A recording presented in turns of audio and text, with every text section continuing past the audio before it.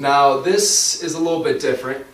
It's a paper I wrote for an AP language class, and to use my skills I decided to rhyme the entire paper.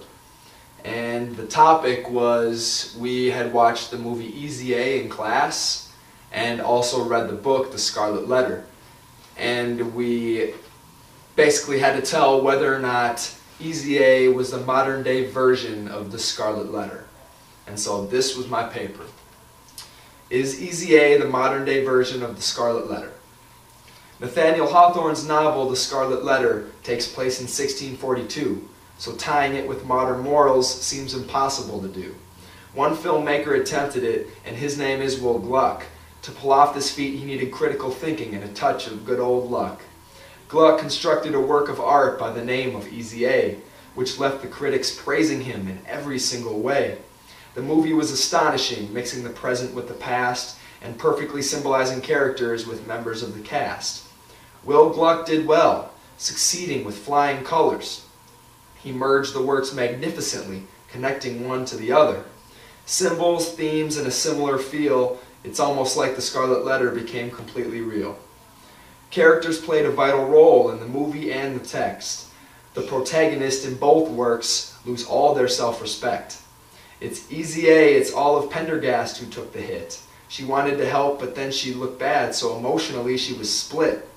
She said she lost her virginity, and she decided to pretend she didn't know that it'd go too far and hurt her in the end. Olive decided to be untruthful and say, fine, I did it. But Olive should have been more honest and not say she did when she didn't.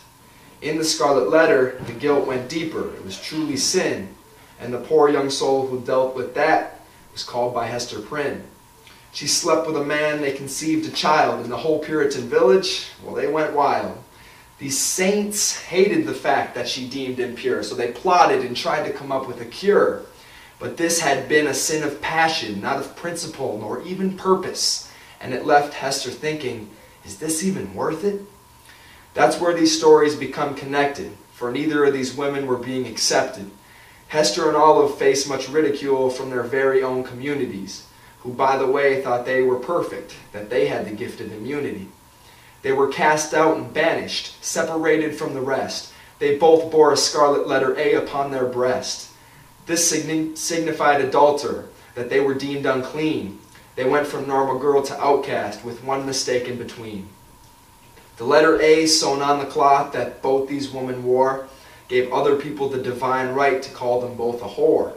One token of her shame would but poorly serve to hide another, whether pretending to be a slut or being a single mother. They both stood strong, showing they could rise above. They turned their lives from black to white, a crow turned to a dove. Both Olive and Hester dealt with disapproval from their peers. They both made mistakes and dealt with them through the hardship and the tears. Hester and Olive were both cast out, denied social acceptance. They also faced the agony of heaven-defying guilt and vain repentance.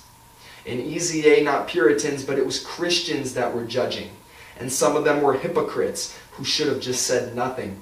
One Christian in particular, Marianne Bryant. If you weren't a Christian, she would definitely forcefully get you to try it. She assisted in Olive's little white lie going viral. She manipulated so, looks like someone's on a downward spiral. She snickered and sneered. She was kind of a prude. Easy A was the first time I've ever seen someone be so rude. One Christian said to Olive, maybe you should sew an A on your wardrobe, you abominable twat. So Olive took into consideration and thought, if they want a slut, I'll be the biggest slut they've ever seen, acting like it didn't faze her when those girls would be so mean. Both the Puritans and Christians acted extreme in both the works. They didn't know that the things they say could seriously offend and hurt. But in the end they realized that everybody sins. They took a look into the mirror and soul-searched from within. Insults, hardship, and overall shun is what came with the letter A. It just wasn't right that Hester and Olive both had the price to pay. Both women stood their ground and made the A their own. And eventually both judgmental groups left Hester and Olive alone. Will Gluck set out to create a film that captured imagination about what has changed and stayed the same over time in this fine nation. He attempted to connect Easy A with the Scarlet Letter, and according to the critics, he couldn't have done much better.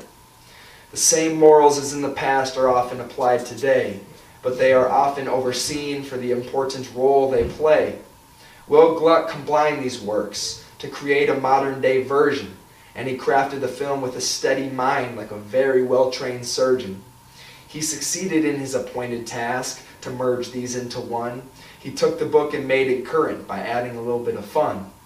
Will Gluck and Nathaniel Hawthorne should be proud of their creations.